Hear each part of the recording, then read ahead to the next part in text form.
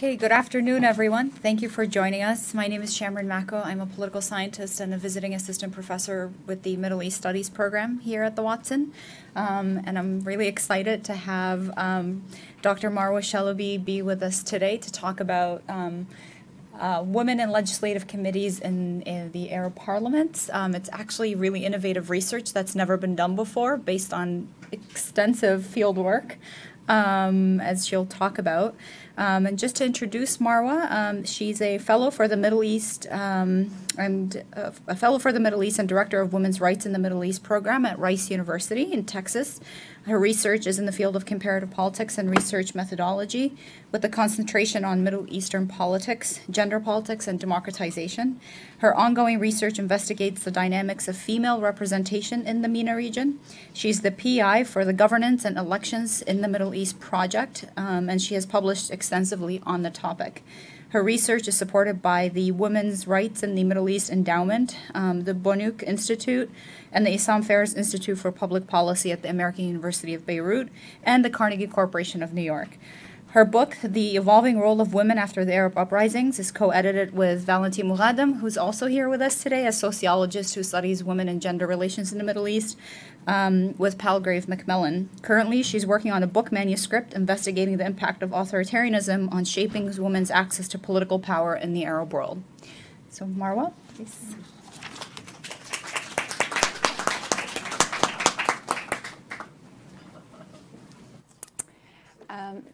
Good afternoon, everybody. Thank you for coming today, and thank you for the organizers and for Dr. Mako for inviting me. It's such a pleasure to be here today.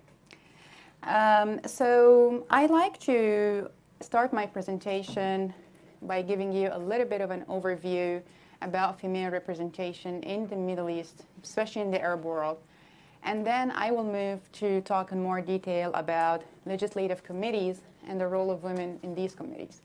So my work, as Dr. Mako just mentioned, I study gender politics in the Middle East since I joined Rice University and the Baker Institute 5 years ago. I started a cross-national data collection project collecting data from Arab parliaments.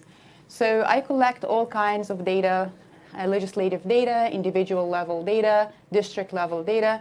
So it's interesting that until now, we don't have any kind of comprehensive information about these parliaments. And this has produced a huge bias in the discipline too, because we don't know much about these parliaments, how they operate. All we know is this dominant view is that these legislators are useless. They're operating under authoritarian regimes. So what kind of outcomes would we expect out of these regimes? These are non-democratic regimes anyway.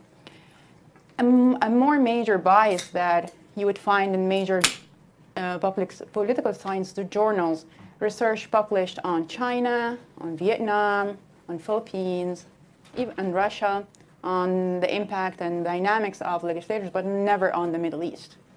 So my research, since I joined, I was trying to bridge this gap in our understanding of these assemblies and parliaments.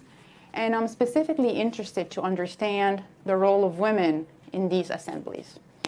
So we know that women face a lot of challenges to access political power, not just in the Middle East, but even in the US. But in my case, the argument that I'm making in my book, and I'm still working on it, is that the case is very, very difficult. It's very particular in authoritarian regimes when the rules of the games are not clear and with fragmentation of parties too. So what we know is that women face a lot of hostility from their male counterparts in these parliaments. So this incident is from the Jordanian parliament in 2014, when Hind was asked to sit down by one of her colleagues, male counterpart, Yahya al-Fayez, Yahya al-Saud. And so Hind refused to sit down, and she continued talking. It's interesting because Hind was not discussing any sensitive issue or anything that's related to women or any kind of, they were talking about gas imports. She wasn't trying to do anything that is extraordinary or anything.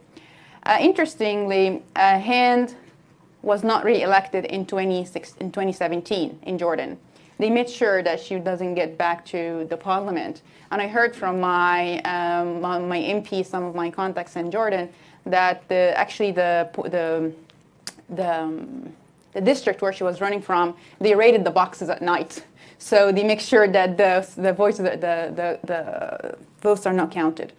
So this is Jordan. In Kuwait, this is a statement by Safa al-Hashim when she left the parliament in 2014. She resigned because of the fact that one of the male ministers, he refused to be interrogated by her or grilled by her, as they say in the Kuwaiti parliament, about a corruption scandal. So she resigned, and she said, I cannot work in this kind of environment. So we know that women having a hard time with the stability of the male counterparts to push for bills.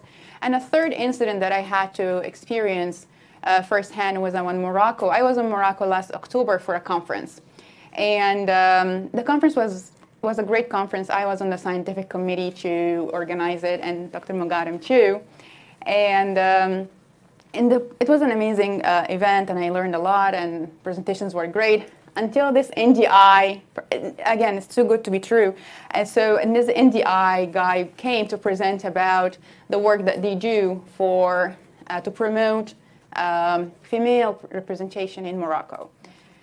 So anyway, so he ended the presentation by saying, and this is an outside organization, they don't have much to do with the internal politics of the country. And he ended up his presentation by saying, well, we all know that these women are either the wives or the daughters or the mistresses of the existing male MPs. But we have to be like, and then I really didn't hear the rest of the sentence. So I stopped him and I was like, why mistresses? Like, first of all, how did you know that? And second is this is the kind of perceptions of women in this, even for outsiders within these parliaments. So it's a very complex environment they're operating under, and they're facing lots of issues. So this is that's what we know. So what about the numbers? So this is what we know about the Arab world. So women political representation in the Arab world was the lowest. All regions was the lowest until 2012, with the onset of the Arab uprisings, of course. And now we are the second lowest after the Pacific. So what happened here in 2012? So in 2004, we're about 6%. Here, we're almost 10 here. And then we had this spike in 2012.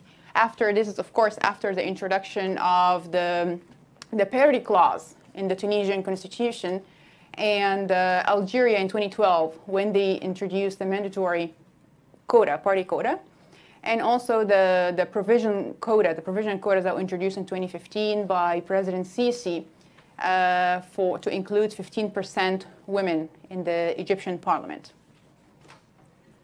So now we know there's wide variations across regions, and also there are wide variations across countries in the Middle East too. So we find that the highest representation in Tunisia in 2014. These are the most recent elections. So if you see, for instance, Lebanon, 2009, that means the last election that happened in Lebanon was in 2009. So there are also wide variations across countries between, how is this thing moving? Across countries too. So this is kind of a list of all the countries in the region. So we know that 9 out of the 17 countries introduced gender quotas. So again, there are stark variations when it comes to percentages, when it comes to electoral systems, and also the year that women were allowed to vote and run for office. Again, you will see in places like where they're, this thing haunted? Is it? Okay. So in places where there are like quotas. You feel like in Tunisia, in Morocco, you find a huge representation for women. Other than that, you will find in places with no quota, there is almost no female representation. And this is, again, mainly in the Gulf states, like something like Qatar. In Emirates, it's mixed. So it's half of them is appointed, half of them is elected. Okay, this is getting annoying. Anyway, if you press back on the keyboard. No, I'm not pressing anything. No, can't If you press back on the thanks. No, I will, but I mean, if I'm... It's automatic. So we noticed here that in the Gulf states, for instance, when there were no quotas, women representation is very low. Like here in Kuwait right now we have 2%, which is one female in the parliament. And also the variation, you're going to find a variation where the quota was introduced in 2002, and also where it was introduced in Jordan in 2003.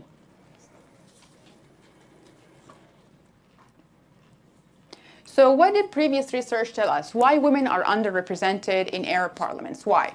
So what we know so far, most of the research focused on cultural explanations. Maybe it's Islam, it's patriarchal attitudes, it's a conservative culture. We also know a lot about the kinship-based networks, this kind of promoting less women in the political and economic spheres because it's all about this male tribal connections. There's a lot of research about gender stereotypes and how women are perceived as less efficient, have no confidence in them and their policy-making ability. And also lots of research on them being less assertive. And the rest of course, a list that we know about how women are perceived in politics and perceptions of their religiosity too. We also have a lot of structural and economic explanations. Dr. Moghaddam contributed a lot to literature in this vein, and how women lack of participation or low participation in the labor force has actually affected their political participation. There's also lots of research on the impact of institutional mechanisms and how quotas has impacted women's access to power. And most of the research that we know about this just focused on the numbers, how many women are in parliaments because of these quotas, and the impact of electoral laws. So we know that already that some systems, like proportional representation systems, are more conducive to higher levels of female representation. We also know that closed lists lead to more females compared to open lists. If you have enforcement mechanisms and placement mandates, you will have more women. And I think Tunisia, in the 2014 case, this is a very interesting case of if you don't have good enforcement mechanisms, actually quotas might not even work the way you designed them. So they wanted parity. They said 50% of all legislative or all leadership positions have to have women. They ended up with 30. And that was mainly because women were on the list. They alternated women on the list. So they call zipper lists, male, female, male, female. But they didn't account for the fact that all the lists were topped with males, male legislators. So when in the upcoming elections they fix that system, so each list has also to alternate horizontally and vertically. So this shows how the impact of how you design your laws and how you designed these mechanisms actually impacts women's representation. And one thing that I actually was fascinated to know about when we were in Tunisia doing field work this last summer about the effect of women caucuses too, and how they impact women's representation, not just to get in and even within these parliaments too. So right now there are women caucuses in the Moroccan parliament, they're very strong, and to some extent there's some in Jordan. In Tunisia, although women have a very strong bloc and they have a very strong voice there, but they're not able to put together this women caucuses because of their own ideological differences. So it's very interesting that how women's caucuses also shape female representation in a substantive sense and descriptively too. And then we have also research about international pressure and the effect of foreign aid-related reforms on female representation. And a very good case in this actually is Jordan, and how the quota system was introduced from the top, and how, because of pressure in IMF when they were giving them asking them for structural reforms in 2003, they actually forced them to introduce quotas and to promote women's economic participation. And we have research, again, about women's movements and grassroots organizations and how they impact female representation. I think Morocco and Tunisia are excellent cases in this sense. The Maghreb is really an excellent case, and Algeria, of course, to some extent. So this is what we know about female numerical presence in these parliaments. So most of this research that I covered now talks about numbers. How many women is basically as simple as percentage. How many women are in this parliament versus that parliament. In the context of the MENA region, we don't really know much about the substantive representation of women within these parliaments. Okay, they get in, and then what do they do? What kind of work they focus on? What kind of contribution they make? So this is where I am very interested to know. So far, I collected data from parliaments on the bills that they introduce, on the questions they raise, on the roll call vote patterns. So I have a lot of the proposals that they make, how many minutes they talk, and who let them to talk and who let them not to. So this is the kind of dynamics within parliaments that they don't know about. So if they come in and they just follow the leaders or their party leaders or the ruling regime, whatever. So we need to understand that. I need to understand what's going on. So the project that I am presenting today is part of that. It's the participation in legislative committees. So what kind of committees they come in, and what are there like some kind of bias when they come in these committees, and what is this bias coming from? So now I want to move to, this is the motivation for this project. Again, so we need to know more about women's substantive representation within these parliaments. And the main thing that I want to understand, did the increase in the descriptive representation, did it lead to more substantive representation and power and influence in these parliaments? So I'm going to focus on women in legislative committees in the lower houses of Morocco. These are the years that I have in my data set. So I have 3 terms in Morocco, 3 terms in Jordan. So 3 terms, I mean like the 2010 assembly, 2013, 2016. So I have 3 assemblies in Kuwait 2009 until the present, which are another 3 terms. Tunisia from 2011 to the present, and Algeria. So this paper is based about 4,500 committee assignments. Okay. So why legislative committees? Why did I pick legislative committees? So committees are, we know from, there are lots of literature on legislative committees in the US and Europe and in Latin America too, to some extent. So we all know that they're valuable resources. They give women power, they give them influence, they give them a say in what kind of bills to be introduced, what kind of legislation, who gets funding, who doesn't get funding. So these are very valuable sources for women in these assemblies. They also help them deliver benefits for their constituents, which is very important for them to get re-elected, especially in places like the Arab world. Also, it enhances specialization and improves the policy-making process. They're also important because of the benefit that the accrue career advancement and access to resources and access to party leaders and access to even the head of the parliament himself. And what we know from previous research are women are always excluded from influential committees, and they're always marginalized to social issues and women's committees. And again, the way that, so I know that I'm going to get a lot of questions about this because when I presented that at different places, everybody, why are you looking down on the social issues committees? These are important committees. I do understand these are very important committees, and I am not trying to look down on these committees. All I'm trying to understand is if there is a bias, if there's a discrimination against women, and if they choose, if it's their choice to be in these committees, I respect the choice. This is what they choose. But I just want to make sure that they have access to the other influential committees, but they're not forced not to access these committees. So here, this is how I coded these committees, and this is consistent with previous work on the topic. So I have influential committees which deal with kind of prestigious, can confer prestige, and during my interviews with MPs in these countries, most of these countries, we discussed that a lot. So what is influential? What are the committees? What's the most popular committee that everybody would like to be on? So again, so it's very common sense. So for influential committees, it deals with finance and budget. You're going to get $1 million, you're getting 500 for this project, you're getting this, you're getting that. So they control who gets the funding for what. And also, they control the legislative issues. They say, oh, this law, okay, it's an okay for this law. No, this law doesn't make sense. So this is kind of the power that the power card that they can play. And the defense, of course. The national defense is a very powerful issue that all MPs want to be part of that committee. And then we have other technical and foreign affairs committee, which is always male-dominated committees because men know better, all these technical things. So we have the region, international affairs, planning, development, like industry, things like that, agriculture, all this under this technical category. And then I have the social issues committee, which is these was the topics typical with women, this soft issues and compassion issues, health, education, housing, and youth. And we have, of course, specific women's committees.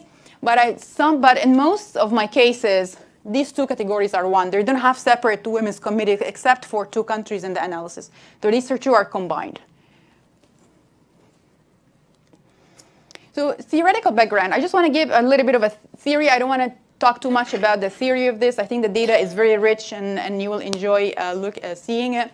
But just a little bit of background about what previous work shown in other parts of the world. So there are 2 main theories here that dominated the literature. Self-selection. I want to be on these committees. This is what I know and this is what I like to do. And lots of research said they just choose to be there. It's aligned more with the traditional roles. They're comfortable being there. Why not? And there are other theories focused on gender stereotyping, that male party leaders are the ones who control the nomination and the selection. So, and they have their own conceptions about and their own attitudes about the role of women, and they assign women to committees based on their own views about female roles and the tradition. And very similar to the gender stereotyping theory, there's the vertical and the horizontal division of labor kind of theories, and they also focus on the assignment of women in less prestigious. Think about it more the top and vertically, and more about policy issues, or is more about the more prestigious and more horizontal kind of leadership positions. And I tested both in this paper too. I mean, there's many papers, but in this research. So here the marginalization theory, and there's also marginalization theory that women are marginalized, but that's only when they're newcomers. Once they are established, this bias should vanish. And we saw that in the US Congress, for instance. There are lots of research about the Congress that when women entered Congress, they were actually discriminated against. And they were all pulled into women and social issues committees. And over time, these gender differences actually disappeared. So, and they're like, yeah, it's okay. When they're newcomers, they will be discriminated against. And it's very interesting, and this is something that me and Val were talking about yesterday at night too, is that this kind of a backlash event, a backlash effect. So when women come in and women having a lot of force and coming in this parliament, increasing their power within these bodies, males get intimidated, they get threatened, especially in contexts like the Middle East, where there are very limited political resources too. The monarch or the king or the president, they don't give these legislative bodies that much power. So we're all competing for like this amount of power. So when women come in, males don't like that. And they backlash. And you will be in this committee, you will be in this committee, you will push what I tell you to push for. So we're seeing that. And especially given the fact that most countries in the Middle East, quota system and female representation, they're pretty recent. Like, it's interesting that in a country like Kuwait, women were allowed to vote in 2005. We're still in this century, and women were not allowed to vote. So in Saudi Arabia, women were only allowed to vote in 2015. So it's not, and I'm not joking. We're still seeing countries that are not allowed. Women are not. Qatar, women are still not allowed to vote on the national level.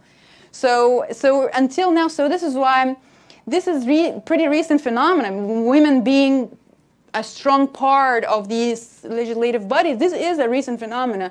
And now it's about time, it's barely about time to start analyzing, because before that, you didn't have that much data. We don't have that much data to analyze.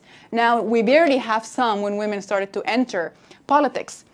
So what I'm proposing a new, it's not new, it's a slightly different view of this theory. I'm proposing a provisional gender stereotyping theory, which is women they will be marginalized from influential and more prestigious committees and newcomers. However, they will be, the more they're represented in such committees, when the quota systems and the longer the quota system is introduced, the more they will be in more influential committees. And I explained there are two main mechanisms to explain that. First, it's a change in the culture of the parliament. Like male party leaders, it changes the culture, and they have more confidence in women, and they push for them to be in more influential committees. We already have research done, lots of research was done, proving that quota system do change attitudes on the societal level. So attitudes towards female politicians. But we don't have much research done proving that quota changes attitudes within the parliaments. So this can be one of the mechanisms, and the second mechanism can be that women gain expertise too. They know how to negotiate. They know how to ask for important positions, and to know the rules of the game. They know how to play the game now. So this is another mechanism that I'm testing, and I'm testing both in this project to see if this is actually true. So these are my countries here. I just want to give a little bit of background because there are lots of variations across these countries. So we have, for example, in the size of the chamber, we also have in the percentage of women in these parliaments, and when the quota was implemented, and why and when. And I also have the number of committees. There are different numbers. And there's some permanent, there's some committee, there's some temporary. So there are lots of variations to which this is important to note, because you have to control for all this when you're, of course, running the models. And one also interesting variation is multiple memberships allowed or not, because some countries allow you to be in more than one committee, other countries wouldn't allow you. In Algeria and Morocco, you're not allowed to be in more than one. In Tunisia, you can be in more than one, up to 5, but they're not the same issue. Yeah, I know, because they have a lot of committees, especially when the 2011, when was the founding committees, or lots of founding committees, were very prestigious committees. And then in Kuwait, you are allowed to join more than one, no more than 2 permanent, same for Jordan. So one more thing I want to add to this, just to make it clear, I know I'm going to get questions about that, about the party nomination. Who nominates these women? How do they come on these committees? So this has been a mission impossible for me over the past couple of years to understand this. It's a very informal process. I memorize all the bylaws of all these parliaments. There is not a single bylaw in these parliaments that tell you how these members are elected or how do they come on these committees. There is no information about that.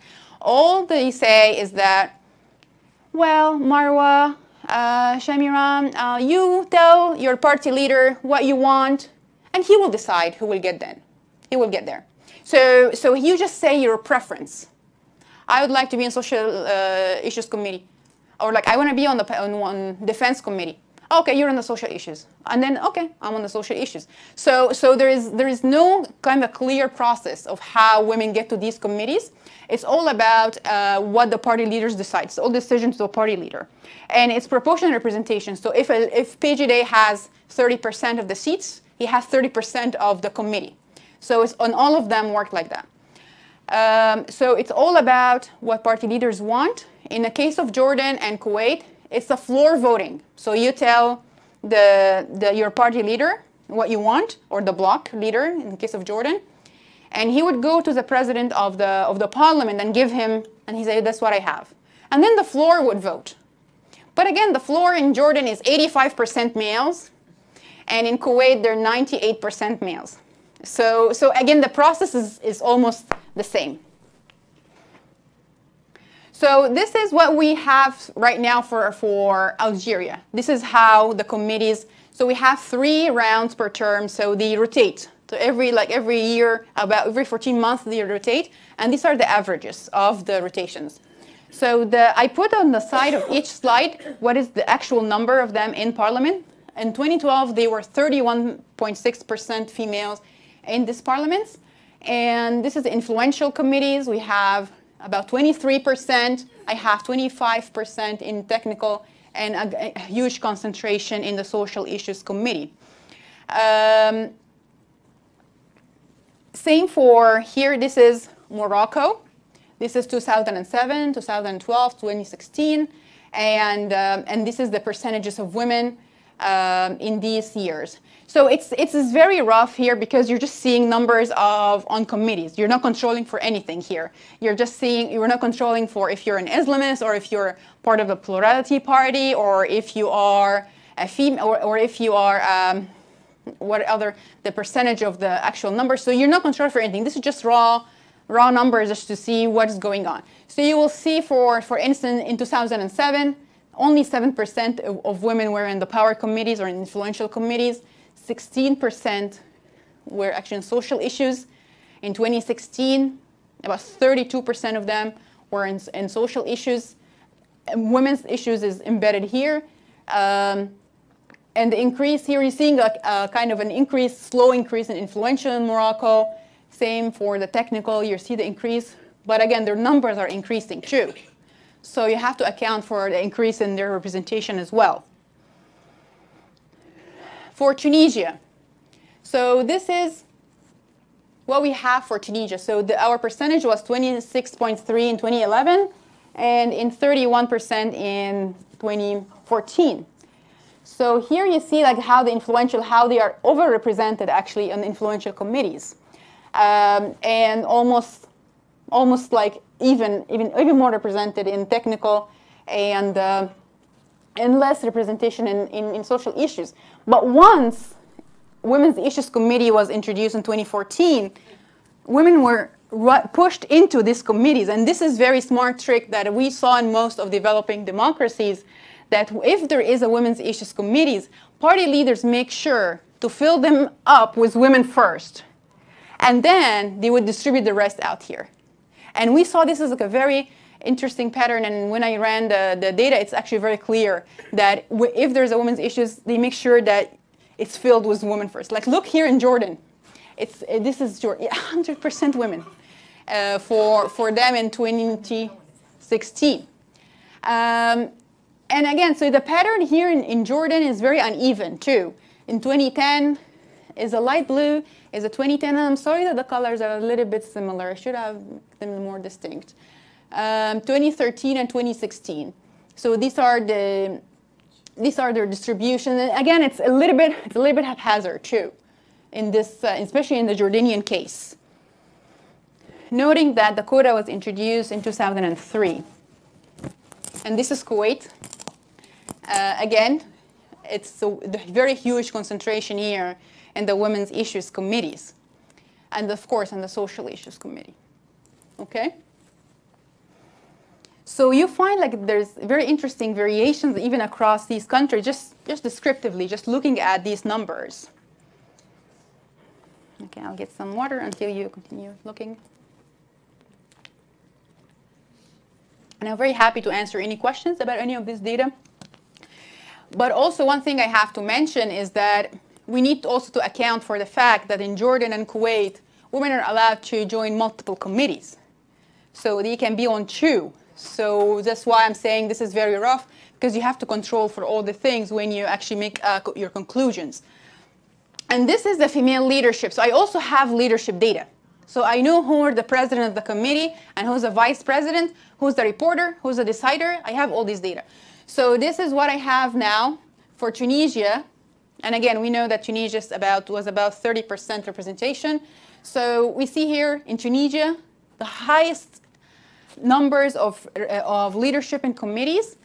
This is top leadership, which is president and vice president, and this is all the other leadership positions. And it goes all the way down there to Kuwait. Okay? So now understanding, again, this is the vertical versus the horizontal kind of view of it. So it's kind of, it confirms the theory of how they're marginalized along power lines. So my hypotheses are very simple. Female legislators are more likely to be marginalized from influential, technical, and foreign affairs committees and to serve in social and women's issues committees. There's a positive relationship between the duration of the quota and the female membership in female legislators in more influential, technical, and foreign affairs committees. Women from rightist parties or Islamists, in our case, are more likely to be assigned to social and women issues committees rather than to more influential committees. And the reason why I thought this way, because of we were talking about that yesterday, how these parties view women, this traditional view of women as homemakers and less progressive views about women. That's why I was thinking that I might find a relationship between being a female in an Islamist party. So Islamist here means in an Islamist party because I have their party affiliation, so I know which party they run for. So in Islamist, if she's part of the Islamist party, she would be more likely to be on a social issues committee. And also there's a relationship between political expertise, of course, and their membership in influential committees. So data, case selection, I mentioned that already. These are my cases. Case selection, I'm saying why I use these cases. And I already mentioned that this is a new, women's representation is considered a new phenomenon in the Arab world. Now it's about time. So actually I have numbers to analyze. And there is enough variations in the quota mechanisms and sufficient women in these parliaments. And these are my dependent variables. Membership in influential, it's a 0-1, just if they're a member or not. Membership in influential committees and technical and foreign affairs committees, and membership in social and women's issues committees, and leadership. Just if they're a leader of this committee or not. Or are they one in the top leadership, or are they just reporters and deciders and whatever. My independent variables, the gender, of course, of the legislator, the percentage of females in the assembly, the number of years of quota implementation, affiliations of the MPs, their political expertise, and are they a member of the plurality party or not. So plurality is basically calculated based on the total number of seats in the chamber. So if the PJD got, for instance, the PJD is the plurality in Morocco right now. The IAF is in Kuwait. So it depends who is taking the plurality. It's as simple as calculating the number of seats over the years. And I control for the number of committee appointments because I just said that some countries allow you to run on one and others allow you to be on multiple. And whether there's a women's issues committee or not, because this is important to see how they're marginalized them if there is a women's issues committee. And my model is a Szilagyi model, just a 0-1 model, with robust standard error clustered by the individual legislators. So I have to make sure that my errors are clustered because they change over the rounds, they change. So I have to cluster them around the legislators themselves. Okay, so this is a general model of membership in committees. And I highlighted in red the things that I want to look at. So as simple as the negative sign between influential and technical and foreign affairs committees. So, and it's very highly significant that women are marginalized from influential and technical affairs committees, and they are concentrated in social affairs. We have a positive sign with the social issues committees. Being an Islamist didn't have any, like female Islamist, it didn't have any effect being in any of these committees. Re-election matters when you're looking at influential committees. If you are re-elected, that means you have experience, you will be on an influential committee. When it comes to social issues, it doesn't have to. If you don't have an experience, when you come in, you're just going to be in the social issues committee. There's a negative sign here. The percentage of women matters positively for influential, and of course for social issues, but doesn't really matter for the technical committees.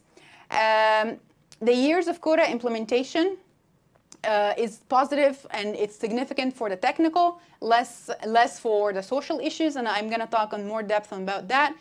And the number of committee memberships is as simple as the more committees you're on, the more likely you will be on one of these committees. As simple as that. So if I'm on 3 committees, more likely I'll be on influential. It's a simple interpretation of this variable. And interesting, again, the one that's really, I was talking about the women's issues committees. Once there is a women issues committee, they're going to always find a negative sign. So women less likely to be here. So it means like they always fielded into these committees. Okay? This model is just females. This is only females. So here it's interesting that political expertise matters to be on an influential committee and less on technical committee. What matters when it comes to being on a technical committee, if you are a member of a plurality party or not. This is what really matters. Other than that, it doesn't matter. The percentage of women in assembly is negatively correlated with the technical, and it's more likely to be likely to be in social issues committee. And the years of quota implementation is really interesting here.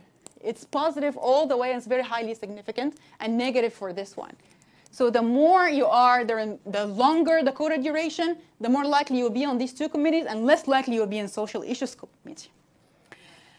I try to visualize this with kind of probability. So I controlled for everything, I hold everything at their means and modes, and only said, okay, I want to understand what happens with the duration of the quota. What is going on? So this is as simple as, this is influential committees. So this is a quota in years. So 1 year, I have all the way till 16 years, okay? So, and you see the upward trend here. So the more there's a quota in place, so women with 1 or 0 quota, women come in this, the probability of being on this committee is about 15%, okay? And then it goes up to about 25% with 60 years of quota, and then it goes up all the way to almost 40% with 16 years of quota. So, and also when it comes to the technical and foreign affairs committees, so we see the same trend. The more there's a duration of quota, you see this upward trend. When it comes to social issues committee, it's going down. The longer women are actually in these parliaments, they actually challenge these kind of stereotypes and this bias. It actually goes down. So you find a huge difference between when women start, they have almost 70% likelihood to be on these committees. And then it goes down all the way with the longer the quota to almost half, almost like 35%. And this is phenomenal that over the years it actually declines that much, and the fact that they go up on the technical and more influential committees. So it just results in simple words. So that women are marginalized from, this is my first hypothesis, I'm just putting beside what it relates to the actual hypothesis. Women are typically marginalized from influential committees, indicate they're concentrated in social and women issues committee. The longer the quota duration, the greater the likelihood that females will be assigned to influential committees. Islamists is statistically insignificant, doesn't matter for Islamists or not to be on one of the committees, of the specific committees, and political expertise matter. So, and this is really, really tricky, because when I looked at the data, I have it here, I have about, so my females, so the data set has 4,500 observations with 1,050 females in them. Okay, these are females across the countries. I had about only 8% of women get elected in these parliaments. Women don't want to run again. They don't want to go again. They're just, and remember in Tunisia when we were doing all these interviews, we would ask, are you planning to get re-elected, to run again? Like, no, no, I think we had enough. So they face a lot of change within these parliaments, and now they say, we don't want to run again. So re-election, 8%, and women was more, so I have another variable with political expertise, which is how many terms they actually served. I have about only 2% of the females in all these parliaments served more than 2 terms. Only 2%. So if political expertise mattered that much too, women are not getting re-elected. Women don't run again. So this is something very important that we have to emphasize, that women has to be there. They have to win re-election and go over and over to understand the rules and play a more significant role in the process. This is the one with the leadership. I'm not going to go in deep detail about it, but this is the one that gets a logic model about with the leadership, or just being one of the top leadership or not, as simple as this. And again, so we see again that women are from top leadership. You're going to find women are marginalized from top leaderships. Political expertise matter to be a president of a committee or just a president. It's more likely, I found this very interesting, you're more likely to be a president of a committee if you're a member of a plurality party, but if you're a woman, no, it's negative. So if a female, for the PhD in Morocco, she doesn't have a likelihood to be a president, but a male does. So we found, and again, political expertise across the board is significant, and the number of committees is actually significant. Okay, I want to leave some time for questions. Shamiram said 45 minutes. I'm trying to stick to that. So in conclusion, the quota duration and the seniority are important. We know that. We know that these assignments are very important. They have to be taken seriously. We need to know more about it. We need to understand more research. I need to do more research about, I know I'm going to go nowhere, but about this mechanism, again, what are the rules? Are there any rules? What I know from Tunisia and Morocco, that the PJD and in Nahda, they are more sophisticated in these rules. They have more strict bylaws. They sit down together as a group, and there's lots of party discipline compared to any other group. So I know that they sit together and they kind of negotiate the assignments. But there are 18 parties in the Moroccan parliament now. So there are so many other parties that we don't know much about. So there are variations even within the countries too about how these women come to power and how they get the leadership and how they get to influential positions. There are also lots of variations in the types of quotas. So in my mind now, so I'm thinking about the case of Morocco, for instance, where the quota was introduced, and for Tunisia as well, under a lot of pressure from society. They wanted the quota, they wanted more representation, and women's groups and informal organizations and the women's movements were very active and they were very aggressive pushing for their rights. In contrast to a place like Jordan, for instance, when the quota was imposed on them.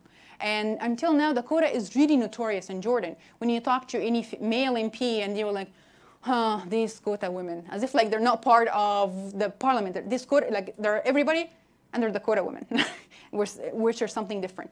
And also in Kuwait, where there are no quotas and how women are having extremely hard time accessing these parliaments. It was just an incident a few months ago from the Kuwaiti parliament that now there are only 2 females in the 50, and there's a 50-membered, only 2. One of them, she was sitting beside a male MP and she was putting perfume, and he refused to sit by her. And he said, next time you come to the parliament, you need to adhere to your Islamic dress. You're not allowed to put perfume. So there are lots of things going on that it's very hard to capture just with my numbers. But again, I'm thinking there are actual variations in the patterns that we're seeing. There doesn't make a difference if the quota was pushed from the society or it's coming from the top. There's something that we need also to account for. And I really want, so as I mentioned, I have all the data from these female legislators, and I know exactly what issues they pushed for. So in order to better be able to rule, I know that it's not self-selection. Because if it's self-selection, this is a very interesting thing. If it's a self-selection for women to be on these committees, on the social issues, we never see that.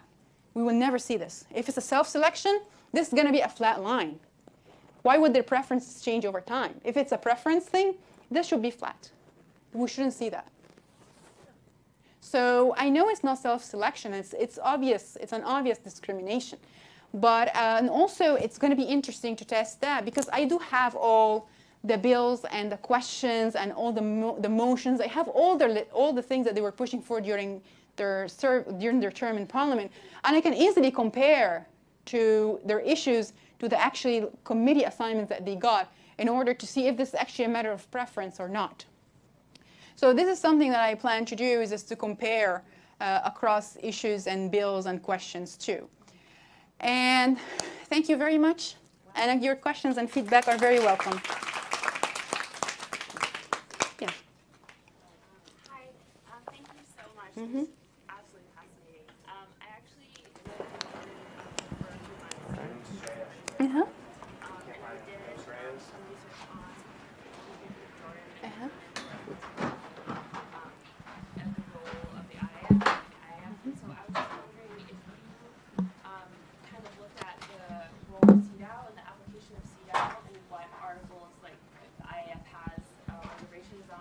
and how that affects their role in parliament and what position that they decide on the floor to go on the floor. And also how the members, like Hima Tahmoud is the leader of the IAF in the parliament, Yes. but she's a rather, some people call her rather conservative, and like there's some theories that like the Muslim Brotherhood just kind of props up these women at the help of the IAF just to fill the seats that they have to fill with the quota. So just thoughts you have on that, things you've come across within your research, anything. I did not research the impact of CEDAW on female representation. I did not, because I know that it's most of these countries, they don't formally discriminate against women. There are no laws that would say, oh, women, like, even when it comes to suffrage or voting, or there are no like, formal laws that would, of course, except for the person status laws, and this we're not going to go there. But there are no formal procedure to discriminate against women. And so I did not study the CEDAW effect on political representation. But I can tell you about the fielding of candidates. I know that Jordan is very notorious in the fact that how they field tribes too, not just the Islamists and tribes too. So they're very notorious on how they field females and how they use. There's a very strategic use of these quota seats for the favor of the tribes. And it's funny enough because actually the system was introduced to reduce the power of the tribes. That was the idea. And the outcome was very different. That they managed to maneuver around the system. And the actual women are using, like one of the Safa, she is very, very like strong advocate for women's rights, but she represents her tribe most of the time. So this is what I'm just thinking about, that it is very difficult. There's so many complicated, the situation is very complicated, so many factors are in, especially when it comes to female representation in the Middle East. Same for Kuwait. For Kuwait, women were never ever able to penetrate the 4th and 5th districts because they are controlled by the tribal figures in Kuwait. So far, not a single woman managed to get elected out of these districts. It's either, there are 5 districts in Kuwait. They get elected from the first 3 districts, none from the 4th and 5th. So there are tribal networks and there's tribal effects. They are existing. But my case is, what I'm trying to say is that if you have strong institutions, if you think about your laws and how you structure, it's not just a quota. Don't come and tell me, oh, I introduced a quota, here you are. No. There's something called a weak quota and a strong quota. What we're having in Jordan, it's a very weak quota. And it's basically the best loser. This is basically it. Because women in the list, when they come on the list, so you are on the list, I'm on the list, Shamiran on the list, you got 3 votes. There's no threshold in Jordan. So you get 3 votes, I get 2, and Sir Shamiran gets 1. You will get the seat with 3 votes, right? So, which is fine, but at least do it right. Like, and even the way they put women, last time they were putting a basket of flowers. Women, they're not allowed to put the women's faces, the picture, and the other one was a teapot. So women they don't even know their faces. They don't even know how they look like. So, and one branch of olive. That was another one. So yeah. So creative. I mean, it's very creative. So it's very creative. So what I'm trying to say, there is a weak quota and there's a strong quota. If you're serious about in promoting women's representation, you have to design strong quotas. I respect a lot the Tunisian experience. They knew that when they put the parity clause, they said it's 50%. They ran the elections in 2011 and they realized that, okay, it's not what we want. 2014, same. So they went back and they revised their laws. And now we have the vertical and the horizontal to make sure that women are represented. So if you're serious about it, there is a way to do it. But I don't think they're serious about it. That's what I'm trying to say, especially in these countries. Yes. So when I was listening, I was thinking about the parallels. I was also thinking, you know, it has happened in this country that women have been told to sit down and shut up. Yeah, I know. But I was thinking about in the early 19th century here how women's federations and women's social clubs under the guise, progressive women under the guise of municipal housekeeping, engaged in the political process. And these clubs also were farm teams for the first women that went to elected office and then provided social support. So I know your focus of your research is not this, but I wondered what you were observing as what was the breeding ground for women willing to step out and lead in this way and meet the hostilities head on, and then what forms of social support kept them buoyed up and committed. As you're speaking to the fact that many of them don't run again, it would be important to know what does sustain them. So, as we all know, the Maghreb is a little bit different from the rest of the Arab world. So in the Maghreb, for instance, the grassroots organizations and the women caucuses and the informal networks, all this, they support each other very well, and they have training sessions and they tell them what to do, what kind of mistakes to avoid. So, and there are also lots of international programs actually helping in the Maghreb because they see the potential. So in this case, yes, it's very strong in the Maghreb. Like in places like, for instance, in Jordan, in Egypt, in Kuwait, because, and this is also a problem with international donors too, they don't see the value of investing in these places. Like the NDI in Kuwait, so I was working with State Department 9 months ago on a project to promote female representation in Kuwait when elections, before they rushed the elections and they canceled the previous council, the previous assembly. So every time I would say a recommendation or something, but they say, but why would we invest? This needs a lot of effort. It needs a lot of money. We're not seeing the potential. Like even the attitude of international donors too and organizations, they don't want to invest there. They're seeing that the culture is very hard to penetrate and it needs forever to penetrate, which is a mistake, which I'm not saying is the right thing to do. So I'm seeing this in the Maghreb, but I'm not seeing that how women's organizations and informal networks supporting female representation in Jordan and Kuwait. And in Egypt, for instance, too. Like Egypt, and in Egypt is a very sad case because women's organizations in Egypt in the 50s and the 60s, the strongest, one of the strongest organizations in the whole Arab world. Again, and Tunisia, of course, in the 50s. But we're not seeing it in Egypt now. It's a very sad situation. And it's all about if you're an Islamist or you're secular, right? Now they're split between these two camps. You're Islamist or you're secular, and your secular means that you are Western and you're tainted with this Western feminism kind of thing and almost an atheist, okay? So, and there's this tension going on between women groups in Egypt and it's many other in Kuwait too. It's not, and they come up with Islamic feminism and whatever and the things that they come up with. But, and you see this tension, and they're not able to sit on the table and kind of reconcile and come up with a solid, kind of a solid movement that would actually push for women's rights and women's generally, right, not just in political sphere, but even public and like in Egypt, an issue like harassment, for instance. Like there's so many personal status laws that nobody talks here in the US or in the West about the issue of personal status laws in the Middle East. So everybody, until now, I get invited to talks to talk about how veil is a sign of oppression for women. And I'm tired. I'm tired. I was like, I don't want to talk about this anymore. I just don't want to talk about this anymore.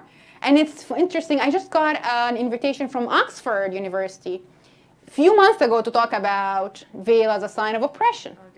And I mean, if you want to talk about things that actually matter, there's plenty. There's plenty. Like women in the Middle East, there's so many challenges that they're having on a daily basis that we can talk about. But if we're going to talk about the veil, and you pick the wrong person too. So it's not something that that would be of any interest. So there's so many other issues other than the fact that there is no kind of a solid women's movement that would push and push for reforms. And something that I also mentioned about the women's caucuses too. They're how instrumental they are in advancing women's rights and in politics and others. And they're non-existent in many other countries in the region. So I hope to answer your question. Yes. So I'm assuming when you're talking about the right to vote, it's universal voting. Yes. So we know we have universal voting here, and the turnout is abysmal. Mm-hmm. what is the turnout, and particularly since your focus on women, the turnout of women actually going to the polls to vote? We're just talking, I'm looking at you because we were just talking about that yesterday. It depends on the country. But in the Maghreb, the turnout the turnout is pretty good. We have about the total turnout, and I'm saying average because again it differs. It's going to be about 36% turnout. Yeah, it is pretty low. But it depends on, and again, these elections are very personalistic too, right? So it depends if, like for instance, for Sisi's election, when Sisi came and he appealed to women and he said, I'm going to promote women's rights and I'm going to do this and that for women, women actually turned out for Sisi pretty well. Like, Sisi came to power because of the women's vote. It depends really. In Tunisia, the president actually thanked women for his vote for the presidency. He won by 1 million votes of women, actually, Tunisian women. So Yeah. in some cases, it is very low. It is. In Kuwait, women are very strong supporters of the Islamist candidates. So you go and vote for them. So it depends really on the candidate and on the election and the propaganda around the election. But women do vote, except for Saudi Arabia. Because women are not allowed to. So I was interviewed by CNBC in the when. I mean, I shouldn't have. I work I should be more diplomatic than that, but I don't know how to do it. So I was interviewed about women. Everybody was so uplifted about the Saudi Arabia that women are going to be voting and running for municipal elections in Saudi Arabia in 2015. And the anchor was like so excited about it. It's like women are finally breaking history, and then, so so I was like, I'm sorry to bring you down on this, but I'm not really excited about it as much as you are. You need to understand that women cannot drive. Okay, you need to understand. We need to understand that women cannot drive to go and vote and for their own candidate. Women cannot campaign because women's voice is haram. Is not, you're not allowed to hear women's voice. So they have to campaign through their brother or their father, or there's some kind of a person that they would hire to go campaign for them. They're not allowed to show their faces, so there's a flower, whatever she picks, like whatever she wants to put on her thing. So it's a comedy. It's more of a comedy rather than real. And at the end, and after all this propaganda, there was 2,105 seats, municipal seats contested in 2015 elections. Women got 20 seats, like 1% of the municipal level seats. And after all this propaganda about women's finally being able to vote and run for elections. So yeah, they're real challenges. Like if we want to talk about challenges, there's some real challenges that we need to address before we can have a meaningful discussion about women's rights in the Middle East. So, yes, sir.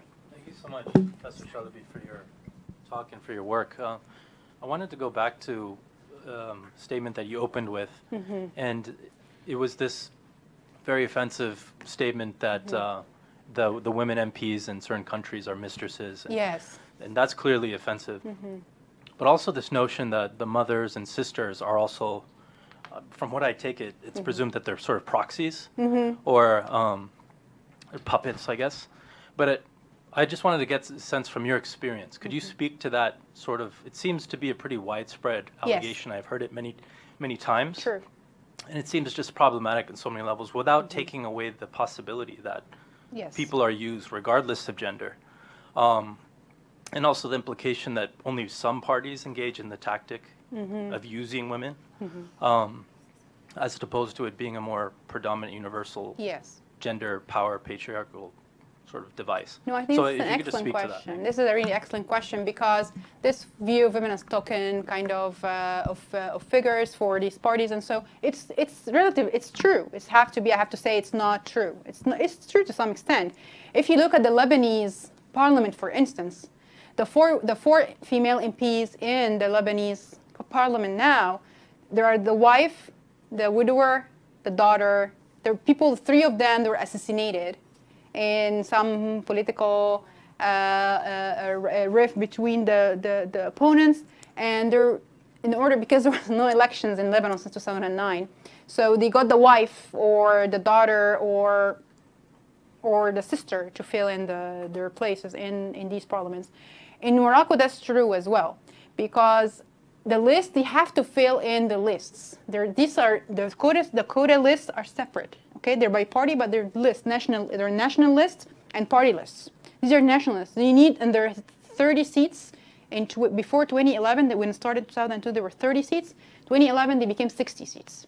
There are lots of seats to fill, and women are not. Again, I'm not in denial, but women lack confidence in their abilities, and they're not stepping forward and say, "We want this seat. Put us on the list." Women don't do that. So they sometimes, to fill the list, and that happened in Algeria in the 2017 elections, they couldn't find women to put on the lists. And this was a major, that's why in Algeria, representation dropped from 30% to 26% in 2017. They couldn't find women to put on these lists. Women are not, and this is because of what they're seeing here, and because of this reputation. Why would you, if you're somebody saying, someone from an international organization telling you, oh, the mistresses are there. So what would they do? So because of this kind of, people don't come forward and don't want to take these seats. And also the fact that we know that women lack confidence in their abilities, and they don't come forward, and they're always like, we know that, we already research psychology research, we already know that. And it's a universal thing, it's not just the Middle East. So women they don't come forward and push for taking a seat or so. So yeah, that's true to some extent, that they end up bringing people, sisters and wives and cousins and nieces. Yes, that's true. But it's not a general rule, that something that will generalize. But it is very, very common in the Lebanese parliament though. And I'm hoping that the upcoming elections, supposedly, it was supposed to happen in 2017. It's going to happen in 2018 now, hopefully. I hope that this is going to change. And I hope also the more women enter these parliaments and play a role and make changes. Like this year in Tunisia in 2017, it was an amazing year for women in the Tunisian parliament. It was an amazing year. They did a lot of, when we were interviewing, I interviewed with Dr. Mugarem in Tunisia over summer, female MPs from Nahda and from Nida Tunis and so. And as much as I have to say, they don't like each other. Yeah. They really don't like each other. They cannot stand each other, okay? But when it came to, they were pushing for the law, for the violence against women law, and they made it. By the end of the summer, it was done. They came together and they sat on the table, and they said, we're going to put all our differences on the side. I don't agree with you in your ideological kind of views or whatever, but we will sit on the table and we will agree on this. And they did it. And they pushed for the gender violence law. Look, an amazing law came out of it. And it was kind of a ripple effect right after this law. The law on inheritance law was issued a few months after. And then the marriage from non-Muslims was also issued right after the inheritance law. So once it starts, you're not going to be able to stop it. But just put yourself on just get the right start, and then we will get there. So, yes. With a lot of things going on in the U.S. as well, just yes, that's my experience. But thinking it reminds me of the Middle East big time now, by the way. Thinking about all the women's movements and marches and all that, and then thinking of your amazing talk today. I wonder if, even anecdotally, based on your experience, do you get the sense that the younger generation of men, or their male counterparts, even in Parliament and at home as well, are kind of a little bit of possibly the key to getting them to stay in, to enter the race, to put themselves forward, to kind of come from next to them and say, you can do this. Do you see that happening? Yes, I do. And this actually responds to his question, too, and I forgot to mention that. Most of the interviews that I did with female MPs, when I asked them, because we know that women don't want to run, right? So I said, like, why did you do it? Like, what made you run? And she said, my family. they pushed me to run, and they encouraged me, and they said, you can do it. And they supported me unconditionally to do it, and that's why we did it. So I would say 80% of the MPs, female MPs that I interviewed, they mentioned how they were very, very, very supported by their family. I expected that they will tell me the party, especially with the Islamists, right? Which is true, they support them to a great extent, but the first thing that I heard was actually the family. And they do, and I think this has a huge factor on encouraging women. It's a hard job. It's a very hard job, especially in parliaments. And I'm not sure about here because of the culture is different. But in the Middle East, the culture is very different, and like these sessions can last for hours. They can last like very late at night. They can stay. They can travel in missions for very, very long times. These women, married, unmarried, they have families, they have a husband. Maybe they're accepting that too. The culture is very different. And one thing that I heard from a lot of female MPs, that the assemblies themselves are not accommodating. Like they don't have a place for childcare, for example. They don't have, some of them, they don't have a women's bathroom. Like they have to go use the men's bathroom to use this is how absurd it is until now. So yeah, sometimes it's challenging, it's hard, and that's why I'm trying, and I have a huge respect for these women for sacrificing all this to be part of these parliaments. Honestly, I have to be very honest about this. When I started doing my field work, I had kind of, not a similar view, but before I started studying these parliaments, I had some kind of, my PhD and everything was from the US. So we're trained to see these assemblies and these legislators as useless, right? So I started my research with this kind of notion, oh, maybe they're not doing anything. Until I actually went and I interviewed these people, and I spent weeks and weeks in archives and basements and collecting the data and stuff and interacting with these people. Some of them are opportunistic. I'm not saying they're all angels, and they're all about the regime and what the king wants and what the emir wants. It's there. But some of them are really sincere. And women, especially women that I had I'm biased, I know, but women that I met, they're really sincere, and they really care about women's issues, and they really care about their countries. And in Tunisia, when we're having these interviews with these female MPs, and I had many of them since then, it's amazing how these women, they really, really take their role seriously. Like, it's very serious. We're here to push for this, to do that, it's business. Like, we're here, and whatever it takes, we'll do it, right? So I have a lot of respect, and more, the more I actually interact with them, I really have a lot of respect for them, and I really appreciate what they do, especially in this context and these societies. It's a really mission impossible. Seriously, it is. You have a question, ma'am? Yeah. Yeah, I was actually very interested in your null result, where you find that political ideology is not significant. Yes. So I was just wondering, if you could elaborate more on that, because in very different contexts, such as Western democracies, we do find that party ideology matters. Yes. So, yeah, it'd be great to hear on that. I was surprised from this finding too, I have to say. I thought that the Islamists would have some kind of bias to field women more towards social issues and more traditional committees. But I became less surprised the more I did interviews with the female MPs from these parties, when they actually said that they described the process as very democratic.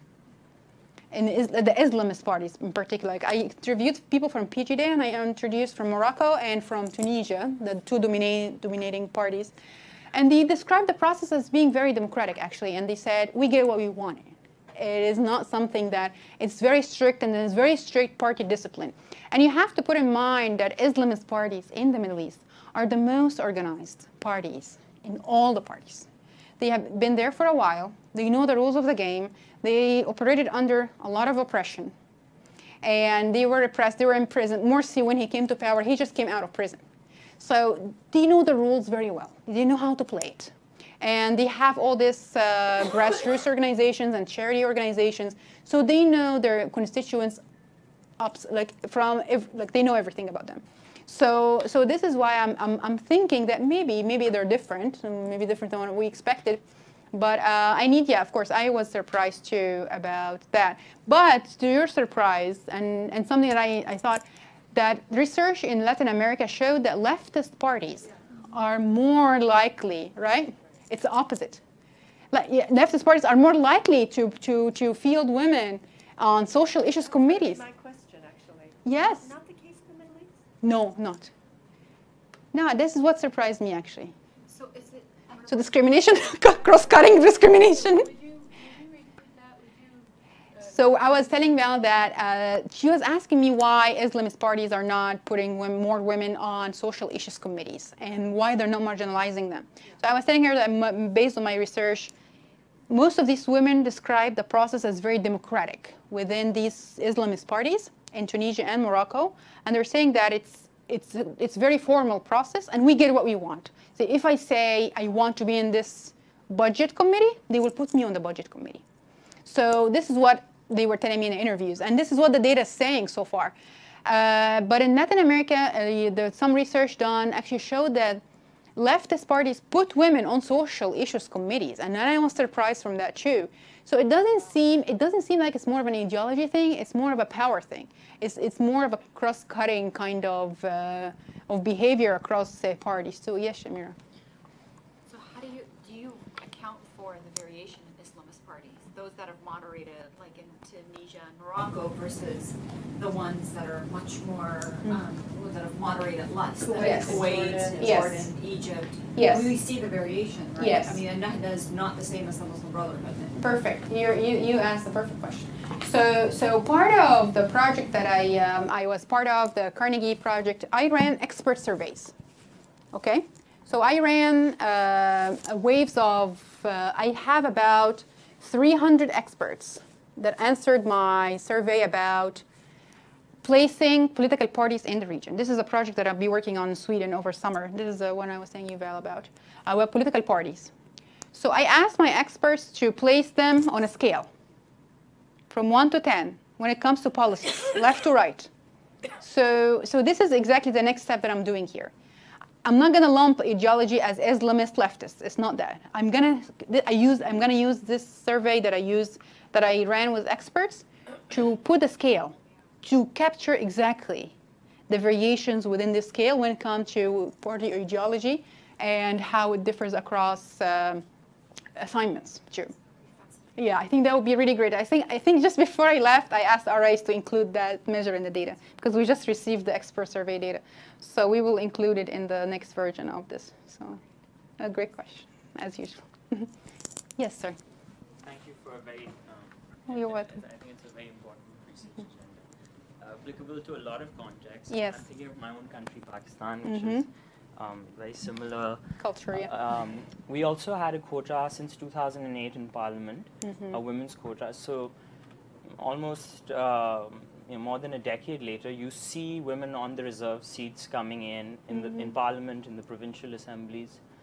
But as far as there's a huge contrast between the reserve seats and the directly contested seats. In the 2014 parliamentary elections in Pakistan, you had 5 women candidates who were able to come through the direct seats. The rest of the women who came into parliament, and this is often used as a way to sort of belittle women, so that you came through the reserve seats. Exactly. So one of the debates in Pakistan is about, can the quota play this long-term role in leveling the playing field, that eventually the goal of having women coming through direct elections. So I'm curious about your thoughts. And if I can throw in a second question, Lebanon was mentioned here a couple of times, and I'm curious about that. I think Tunis's story is quite fascinating, but as someone who, as an outsider looking in, I would expect Lebanon is a country that has very high levels of female education, a women's movement, and yet from what you're showing, the story there is that, so which leads me to think it's not just about these big macro level factors like education. There's a lot more than Lebanon might be an interesting way to study that. Why are we not seeing this? Yes, I think both your questions are excellent. So for the first question, There are variations when it comes to societal attitudes toward women who came through quota and non-quota women, right? But research showed that. I was just thinking about that when I was doing this paper, and I said maybe it is the way they came into power, and this is what's making this difference even within these parliaments. But what I found was that there was research done in European and actually one paper on Rwanda too, that this is true, but over time it disappears. This kind of effect. So yeah, in the beginning, and this is kind of the backlash kind of effect that I was just talking about. When they come in, yes, you will find this kind of everybody's still like until come back to equilibrium, right? So yes, this is true. This is very, very true. And until they're able to, until they blend in, and until the society accepts it, and the assembly accepts it too. So over time, these differences will disappear. To respond to your question about Lebanon, I was really surprised too, just like you. And until I actually went to Lebanon. So part of one of the projects that I was working with the American University in Beirut. It was funded by the Carnegie Corporation. I worked with them on a project on policy research institutes in the Arab world and how they impact policies that affects women's rights in general. It was a general thing, and I wanted to focus on violence against women in Lebanon, because the violence against women in Lebanon is soaring. It's amazing for such a liberal society. It's amazing. Women are killed on a daily basis because of domestic violence in Lebanon. So anyway, so I had this project that I was working on with American University in Beirut, and I had to do intensive field work for a few weeks of interviews with, you name it, MPs, civil society organizations, policy institutes. I did hundreds of interviews. And every single interview simmers down to the same thing. But you know, we're a sectarian society. There's not much we can do. We have 16 sects in Lebanon. We cannot enforce any kind of change. It all depends on your sect, the leader of your sect, and that's it. So even when it comes to violence against women, for instance, they have been trying to push for a law that to criminalize violence against women. Every time it stops when it comes to, because it's not a civil law. It has to be approved also by the religious leaders. It stops there when you give it to them, because they were objecting about the fact of the marital rape. They didn't want to include marital rape in the law. So it stopped there for years. They didn't want to approve it. And they approved it in 2014 without the marital rape article. So in Lebanon, it's unique because of the sectarian composition of the country. And I did a lot of interviews after that about the quota system, because I was working with another organization on quota system in a way to implement quota systems in Lebanon. And there is no way to implement a quota system in Lebanon because of the existing quota system for sects. So it's going to complicate things. How are we going to have two quota systems and layer, and how so the women will be part of this sect quota, or is it different? They have been negotiating it for a very long time and discussing it, and it's not happening. I think the election is going to happen later this year without a female quota. So yeah, although it's a very progressive country, and if you look at the World Value Survey's data or the Arab Barometer, Lebanon has the most progressive views about female politicians, followed by Tunisia. So you're absolutely right. You would expect that these changes to happen in Lebanon, but there are lots of other challenges on the ground that's not allowing women to get like their full share in politics. So, thank you for your question. We're good? Oh, I'm on time. Okay.